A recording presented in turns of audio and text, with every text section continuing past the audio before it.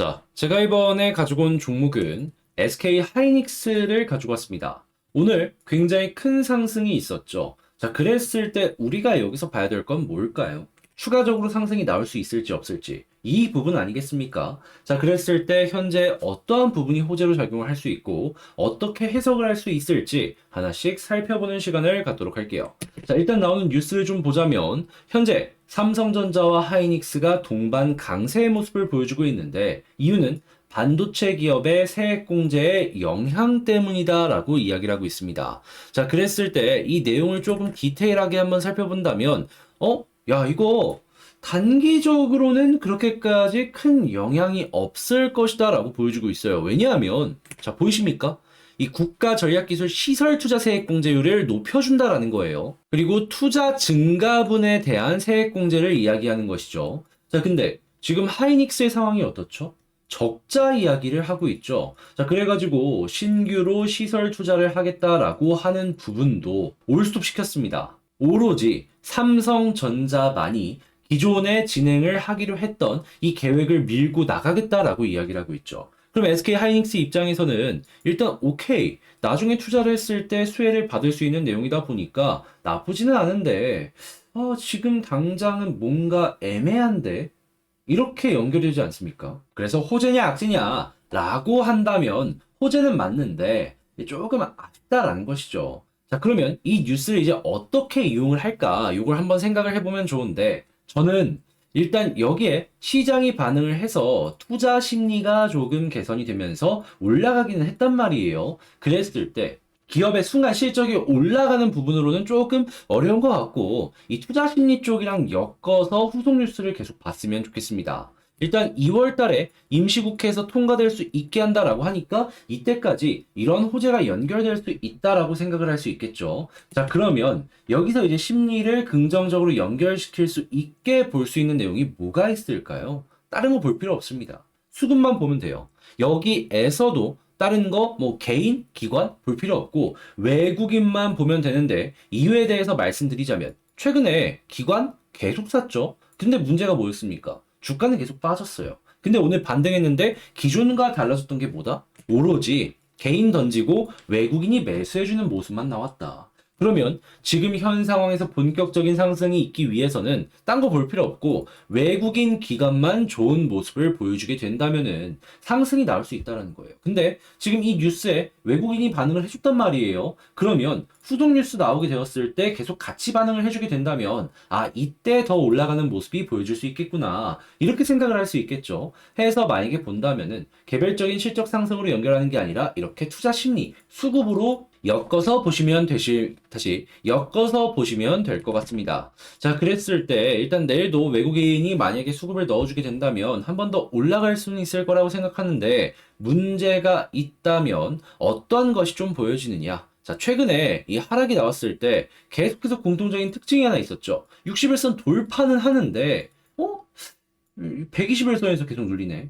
근데 120일선 어디 있죠? 여기 있습니다. 그러니까 지금은 여기를 뚫는다라고 전부가 아니다라는 거예요. 게다가 볼린저 상단을 타고 이렇게 올라가면 좋은데 이것도 가다가 말고를 반복했습니다. 자, 그러면 지금 여기에서 SK 하이닉스의 본격적인 추전을 위해서는 여기서 이거 올라간다라고 해서 안심해서는 안 된다라고 볼 수 있겠죠. 그럼 어디까지 봐야 되느냐?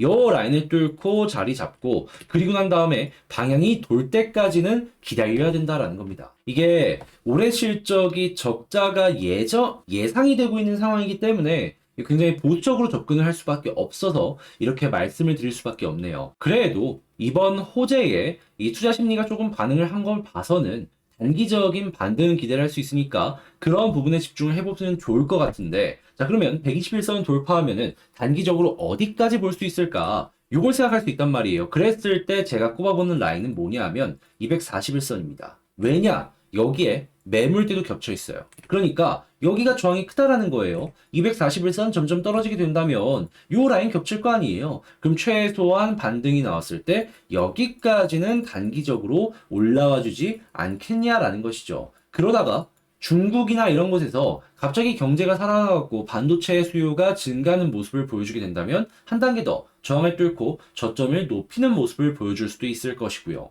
그래서 일단 만약에 상승이 나오게 된다면 제가 말씀드린 이런 포인트 보시고 혹시나 좋은 내용이 나오면은 그때 조금씩 전략을 바꾸는 그런 걸 하면 어떨까 싶네요.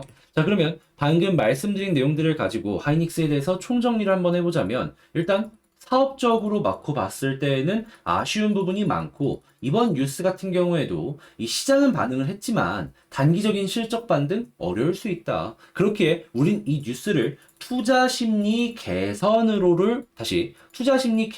접근을 해야 될 필요가 있다. 자, 그리고 현재 투자 심리가 개선이 되었을 때 가장 중요한 건 외국인이고, 외국인이 추가 매수를 해준다면 어떻게 될 수 있다? 단기적으로 추가적으로 상승할 가능성 보여질 것이다. 그랬을 때 꼭 봐야 되는 거. 61선?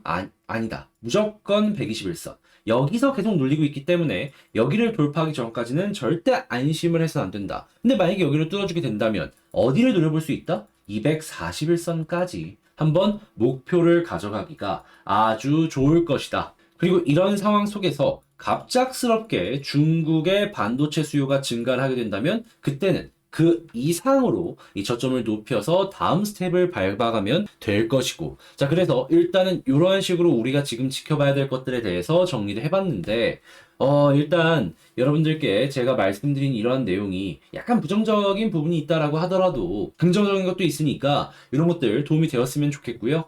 열심히 했다라고 생각을 하신다면 이 영상 잘 봐주시고 구독과 좋아요, 알림 설정 한 번씩만 부탁을 드리겠습니다. 자, 그리고 이 멤버십 영상을 통해서 하이닉스 말고 지금 시장에서도 볼만한 종목들은 충분히 있거든요. 뭐 실적이 괜찮은 가치주라든가 이런 시장에서도 성장을 하면서 시장에 관심을 끌어들이는 이러한 주식들.